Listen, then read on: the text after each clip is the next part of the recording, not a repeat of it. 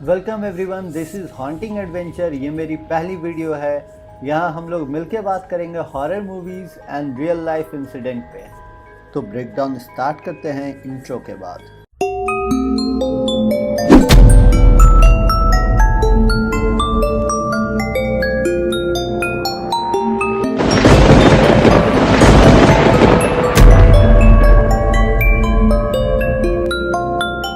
आज हम लोग बात करेंगे तुम्बाड मूवी पे।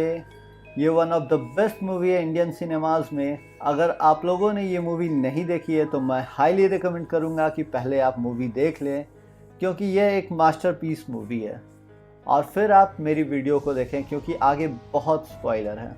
बात करते हैं इस मूवी की IMDb रेटिंग की। तो तुम्बाड की IMDb रेटिंग है 8.3 आउट ऑफ 10। बेस्ट सिनेमेटोग्राफी और बेस्ट साउंड डिज़ाइन के लिए कई अवार्ड भी मिले हैं। फर्स्ट सीन में हम लोग एक स्कल्पचर्ड आइडल देखते हैं जो कि पूर्ति की देवी की होती है, जिन्हें अंतहीन सोने और अनाज का प्रतीक माना जाता है, और देवी की कोख को पृथ्वी बताया गया है, जिससे 16 करोड़ देवी देवताओं का जन्म होता है। पर देवी को सबसे ज़्यादा प्यार था उनकी पहली संतान से, हस्तर से। पर आज किसी भी वेद पुराण में हस्तर का नाम नहीं मिलता है, क्योंकि उसे देवी का सारा सोना और अनाज पाना था। सोना तो उसने मनमानी से उठा लिया, पर जैसे ही अनाज की ओर बढ़ा, बाकी देवी देवताओं ने उस पर प्रहार करना शुरू कर दिया, जिससे कि हस्तर तिनकों में बिखरता चला गया। पर देवी ने उसे बचा लिया, और बचाने की एक शर्त थी, उसे कोई नहीं पूजेगा और उसका नाम हमेशा के लिए भुला दिया जाएगा। कई युग बीत गया, हस्तर अपनी माँ की कोख में सोता रहा। पर दोस्तों, विनायक राव के पूर्वजों ने हस्तर की एक मंदिर बनवा डाली, क्योंकि हस्तर का श्राप उन लोगों के लिए वरदान था। कहते हैं उस दिन से बाकी देवताओं का क्रोध तुम्बाड पे बारिश बन के बरस रहा है। तो इस इंटेंस इंट्रो के बाद हम लोग देखते हैं चैप्टर 1 की कहानी, जो कि 1918 तुम्बाड गांव में मूसलाधार बारिश के साथ शुरू होती है। यहाँ हम लोग विनायक राव, उसकी माँ, उसके छोटे भाई सदाशिव और सरकार नाम के एक आदमी को देखते हैं। लेटर ऑन हम ऑडियंस को 3 बातें पता चलती हैं। सरकार विनायक का पिता होता है, मे बी इलेजिटिमेट। इनके परिवार में एक अजीब सी डरावनी दिखने वाली बुढ़िया होती है, जो कि विनायक की दादी होती है, जिसे कि एक अंधेरे कमरे में जंजीरों से बांध के रखा होता है, और उसे सुलाने के लिए सो जा वरना हस्तर आ जाएगा कहा जाता है। और ऐसा कहते ही बुढ़िया तुरंत सो जाती।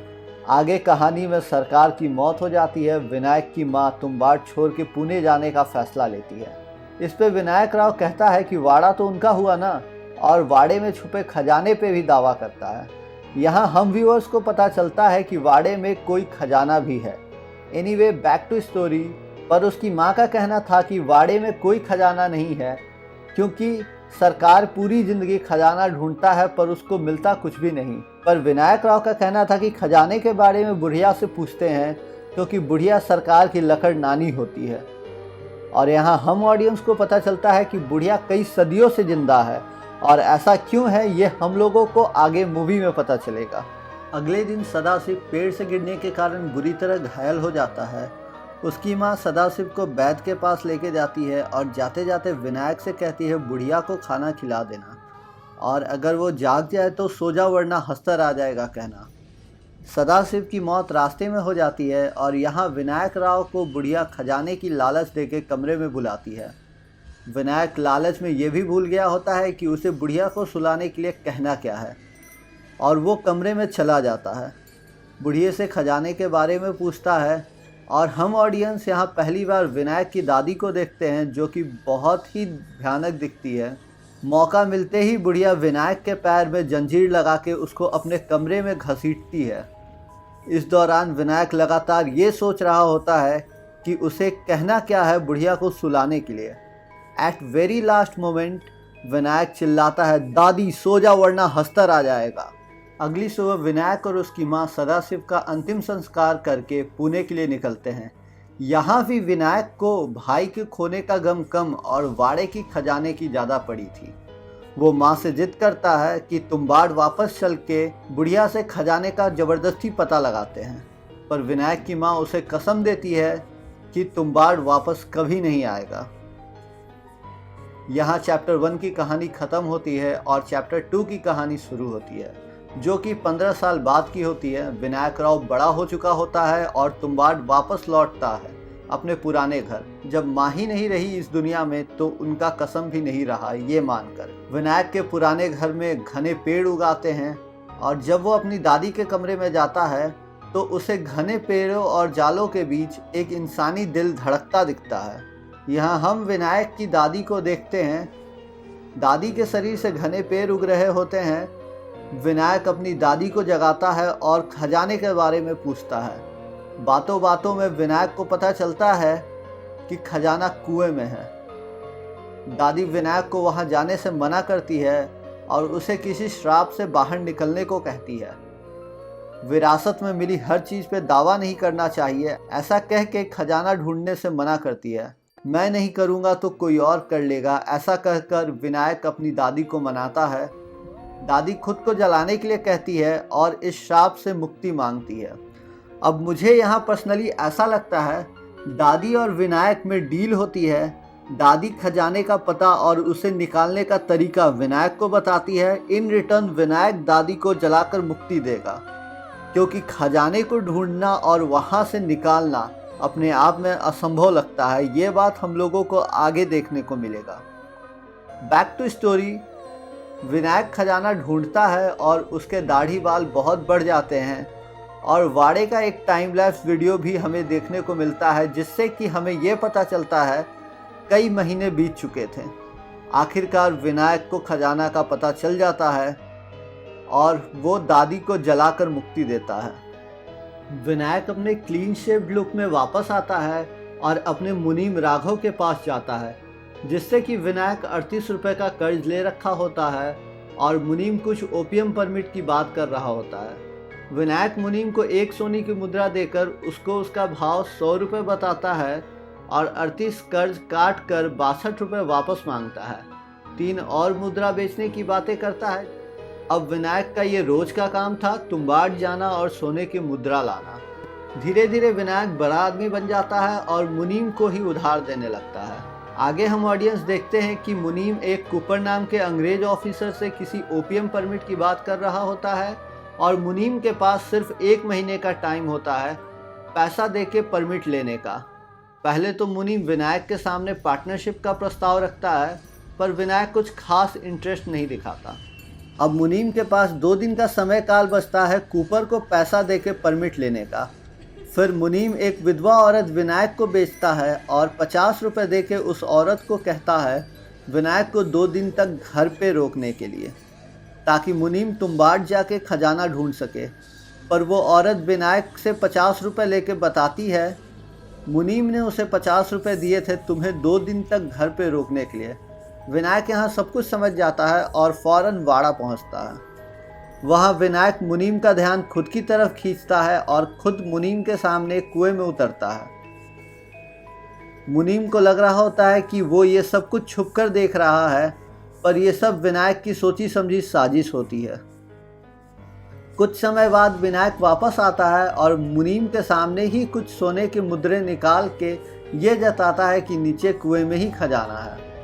अब यहाँ हम ऑडियंस जब विनायक को कुएं में उतरते देखते हैं तो उसके पास एक टिफ़िन होता है, पर वो कुएं से बाहर आते टाइम बिना टिफ़िन के आता है। कुछ देर बाद मुनीम भी कुएं में जाता है और वहाँ हमें एक बॉक्स दिखता है जिसपे कि पूर्ति की देवी की इंग्रेविंग्स होती है। यहाँ हम व्यूवर्स को लगता है कि खजाना इसी बॉक्स में है जहाँ से विनायक 2-4 सिक्के लेके जाता है, पर वो बॉक्स भी एक कुएं जैसा होता है जहाँ की एक रस्सी के सहारे नीचे उतरना होता है। यहाँ हम ऑडियंस को पता चलता है कि ये शायद पूर्ति की देवी की कोख है, क्योंकि अंदर पूरा दीवार रेड होता है और कुछ वेन्स जैसी स्ट्रक्चर हर जगह देखने को मिलती हैं और दीवार हिल रहा होता है मानो जैसे कोई सांस ले रहा हो। फिर मुनीम को वहाँ रखा टिफ़िन दिखता है। पहले मुनीम उस टिफ़िन को घिसता है मानो उसमें से एक जिन निकलेगा और खजाना दे जाएगा, बट इट डिडंट वर्क। फिर मुनीम डरते डरते टिफ़िन को खोलता है जिसमें से उसे एक आटे की बनी गुड़िया दिखती है। फिर उस गुड़िया को टिफ़िन से बाहर निकालते ही हम लोग एक अजीब से क्रिएचर को मुनीम पे हमला करते देखते हैं। कुछ ही देर बाद विनायक एक नए टिफ़िन के साथ वहाँ वापस आता है और टिफ़िन को सेंटर लेके एक आटे का घेरा बनाता है। और आटे का ठीक वैसा ही गुड़िया निकालता है जिससे कि वहाँ हस्तर आता है और हम व्यूअर्स पहली बार हस्तर को देखते हैं। विनायक एक कोने में गुड़िया फेंकता है और जैसे ही हस्तर उस गुड़िया को खाने बढ़ता है, विनायक उसके कमर में बंधे पंजी को खोलता है और जिससे कि अंतहीन सोने की मुद्राएं निकलती हैं। विनायक उसे उठाता है और तुरंत रस्सी के सहारे वहां से निकलता है और निकलते निकलते मुनीम को मुक्ति देता है, जो कि वहां हस्तर के छूने के कारण अजीब सा बन गया था, बिल्कुल विनायक की दादी की तरह। अब यहाँ शुरुआत होती है चैप्टर 3 की। विनायक राव बूढ़ा हो गया होता है और ज़्यादातर टाइम नशे में होता है। उसका बेटा भी बड़ा हो गया होता है, जो कि एक पैर से हल्का अपाहिज होता है। विनायक राव उसे घर में ही ट्रेनिंग दे रहा होता है, रस्सी जल्द से जल्द चढ़ने की और सिक्के चुराने की। एक दिन विनायक फैसला करता है अपने बेटे को तुम्बाड ले जाके तैयार करने का और सारी प्रक्रिया बताने का। क्योंकि ये ट्रेनिंग होती है, इसलिए विनायक आटे की गुड़िया नीचे ले जाने से मना करते हुए कुएं में उतरता है, पर विनायक का बेटा उससे भी ज़्यादा लालची था और वो एक गुड़िया साथ ले आता है और अचानक वहाँ हस्तर आ जाता है। इस बीच विनायक किसी तरह अपने बेटे को बचाता है और इस टेंस माहौल में भी विनायक का बेटा हस्तर से सोने की मुद्रा चुराता है और किसी तरह वहाँ से बाहर निकलता है। दोनों बच तो जाते हैं, पर बाहर निकलते ही विनायक अपने बेटे को बहुत पीटता है।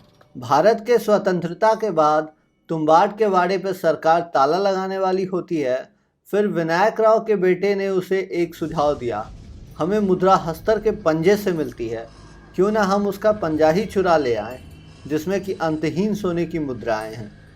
बेटा कहता है, हम बहुत सारे आटे की गुड़िया लेके जाएंगे, हस्तर एक खाएगा हम दूसरी फेंकेंगे, वो दूसरी खाएगा हम तीसरी फेंकेंगे, ऐसे हमें पंजा चुराने का ज़्यादा समय मिलेगा।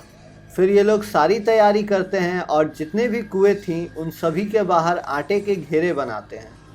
फिर ये लोग कुएं में उतरते हैं और कहानी यहाँ ट्विस्ट लेती है।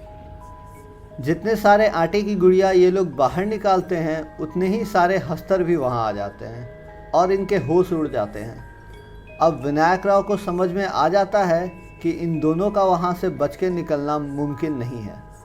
फिर वो खुद के शरीर पे आटे की गुड़िया लगा के ऊपर चढ़ता है, जिससे कि सारे हस्तर उसके पीछे जाते हैं और जैसे जैसे वो कुएं से निकलता है, आटे के घेरे के कारण हस्तर तिनकों में बिखरता चला जाता है।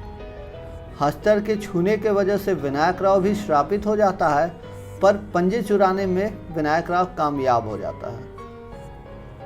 पर विनायक राव का बेटा पंजा लेने से मना करता है और सो जा वरना हस्तर आ जाएगा कह के अपने पिता को सुलाता है और आग से जला के मुक्ति देता है।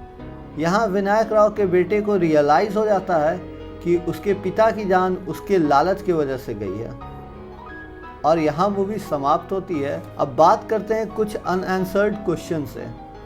मूवी में कई क्वेश्चंस होती हैं, जैसे जब हस्तर को श्राप था कि वो अनाज नहीं छू सकता, तो वो अनाज से बना गुड़िया कैसे खाता है? तो वो इसलिए क्योंकि उसे किसी के द्वारा दिया जाता है। हस्तर खुद से अनाज नहीं छू सकता। ऐसे ही कई क्वेश्चंस हैं, आप उसे कमेंट में पूछिए, मैं बिल्कुल रिप्लाई करूँगा। और this is a must watch movie. Thank you for being here till now. If you like this video, do comment, like, share and subscribe this channel for more horror stories.